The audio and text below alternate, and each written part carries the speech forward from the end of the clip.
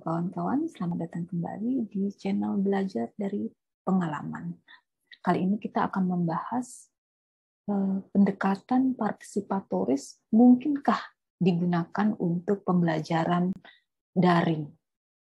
Ini mungkin sesuatu yang tidak banyak dibahas di dalam percakapan mengenai pendidikan hak asasi manusia dengan model pembelajaran daring. Nah, kawan-kawan sekalian, ketika awal-awal mengubah model pembelajaran dari kelas tatap muka menjadi kelas daring, sebenarnya jujur saja, saya itu diterpa keraguan apakah pelatihan daring, pelatihan HAM daring yang saya fasilitasi dapat dilakukan dengan menggunakan pendekatan partisipatoris. Dalam program-program pendidikan HAM, pendidikan mengenai hak asasi manusia dan transformasi konflik yang biasa saya geluti, aspek relasi antar pribadi atau interpersonal relationship itu sangat penting. Jadi interaksi antar peserta, kemudian peserta dengan fasilitator itu menjadi sesuatu yang sangat penting.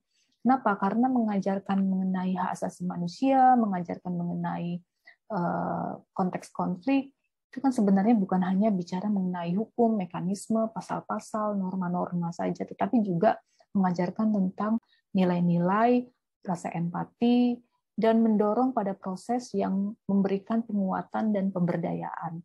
Karena itu, relasi antar pribadi itu menjadi sangat penting di dalamnya. Dan sejak awal, saya sudah memilih pendekatan partisipatoris ini sebagai pendekatan pembelajaran. Namun ketika harus menggunakan model pembelajaran daring, maka saya mulai memikirkan kira-kira bagaimana memastikan supaya pendekatan partisipatoris tersebut tetap bisa dipertahankan meskipun kita menggunakan model pembelajaran yang sama sekali berbeda dengan pembelajaran tatap muka yang selama ini dilakukan. Bagaimana kita mendorong keterlibatan peserta? Apakah kelas daring mampu memberdayakan dan memberi ruang bagi para korban untuk bersuara? Kemudian apakah kelas-kelas daring juga mampu memberikan suasana emosional bagi peserta dan memungkinkan untuk menyampaikan pengalaman langsung dari para peserta? Ini sesuatu yang mungkin tidak mudah mengingat biasanya di dalam sebuah pendidikan tatap muka orang merasa ada semacam intimacy, ada perasaan intim karena mereka berdekatan dengan orang-orang yang sudah mereka percayai. Jadi sebenarnya apa sih pendekatan partisipatoris itu? Mengapa dia menjadi begitu penting di dalam pendidikan hak asasi manusia? Menurut saya pendekatan partisipatoris pada intinya merupakan pendekatan yang memberikan kesempatan kepada para peserta untuk terlibat di dalam pengambilan keputusan mengenai bagaimana proses dan hasil pembelajaran yang akan dilakukan. Istilah partisipatoris ini banyak digunakan memang sebagai jargon politik atau bahasa program, atau bahkan menjadi template bagi kerangka pelatihan dan pendidikan. Namun kita sebagai pendidik harus melihat dan kembali lagi kepada inti dari apa yang kita maksud sebagai pendekatan partisipatoris ini. Kalau kita merenung-renungkan bagaimana pendekatan partisipatoris ini dijabarkan di dalam desain pembelajaran di komunitas, maka menggunakan model yang sifatnya top-down, yang umum digunakan di dalam model kuliah dan di kampus dan di sekolah, itu mungkin harus kita pikirkan ulang, dan itu juga harus kita kaji kembali apakah memang itu tepat untuk pendekatan yang sifatnya partisipatoris.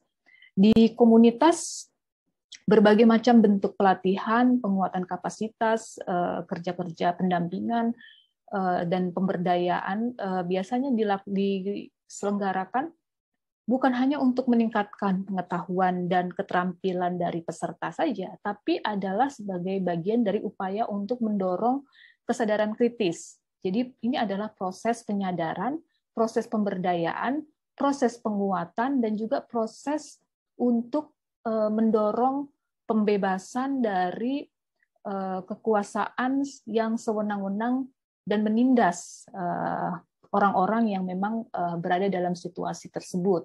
Jadi ini merupakan upaya yang berat yang harus dilihat sebagai tantangan bagi komunitas yang sedang berjuang keluar dari situasi penindasan tersebut. Nah, partisipatoris bukan hanya memastikan orang berpartisipasi dan berbicara saja di dalam kelas. Bukan itu intinya, tapi kuncinya adalah terlibat di dalam pengambilan keputusan. Jadi keterlibatan di dalam proses pengambilan keputusan. Keputusan apa? Tentu saja ini keputusan berkaitan dengan proses pembelajaran itu sendiri dan juga hasil-hasil apa yang diharapkan dari proses pembelajaran tersebut. Apa sebenarnya yang kita ingin ubah dari situasi yang dihadapi oleh para peserta didik kita? Bagaimana mereka ingin mengubahnya? Kalau misalnya diubah melalui proses pendidikan seperti apa yang menurut mereka tepat untuk mengubah situasi tersebut? Jadi menambahkan lebih banyak diskusi selama proses pelatihan sebenarnya belum cukup. Jadi harus lebih dari itu kalau kita ingin mengatakan bahwa pelatihan atau pendidikan yang kita gunakan itu menggunakan pendekatan partisipatoris. Nah, kawan-kawan sekalian, kalau kita membayangkan sebuah pelatihan untuk bisa dikatakan partisipatoris, maka sekurang-kurangnya ada 3 ciri utama yang harus kita lakukan. Yang pertama adalah dia dimulai dengan pengalaman peserta. Jadi berangkat dari pengalaman mereka. Setiap orang sebenarnya ketika masuk ke dalam kelas, karena ini merupakan kelas belajar orang dewasa, kita meyakini bahwa setiap orang dewasa pasti memiliki pengalaman. Entah mereka terlibat di dalam sebuah peristiwa tertentu atau menyaksikannya, atau mereka mungkin mengetahui tentang sesuatu peristiwa yang itu memberikan dampak pada kehidupan dia. Yang kedua adalah menganalisis dan merefleksikan pengalaman-pengalaman peserta tersebut secara kritis di dalam proses pembelajaran.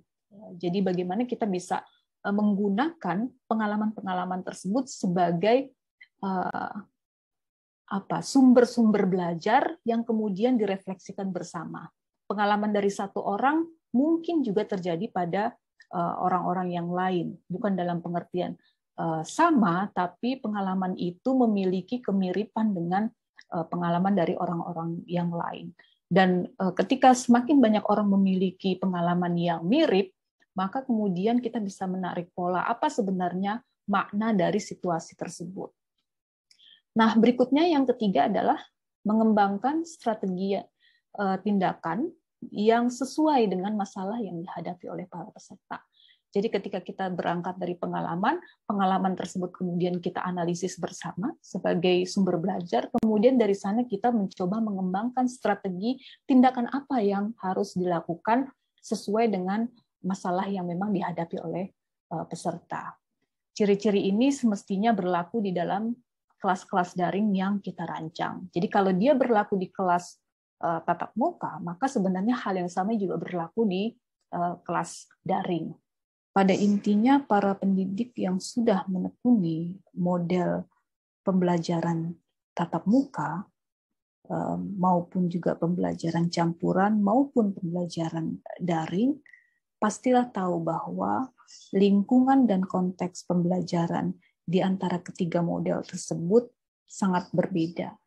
Tetapi pendekatan dan prinsip-prinsip pembelajaran yang harus digunakan itu tetap harus dipertahankan.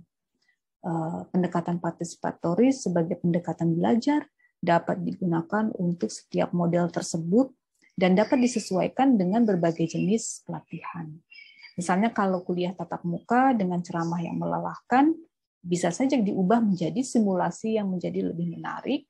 Begitu juga dengan diskusi kelompok, itu juga perlu didesain ulang dengan menambahkan fitur-fitur studi kasus yang berangkat dari pengalaman peserta, debat pro kontra yang memberikan ruang bagi opini-opini dan pendapat dari peserta, serta bisa saja dengan menggunakan metode bermain peran, sehingga peserta bisa terlibat untuk merasakan pengalaman yang mirip dengan kondisi atau realitas yang ada di sekitarnya. Yang juga penting untuk kita ingat adalah kita tidak bisa begitu saja menjejali materi kepada para peserta.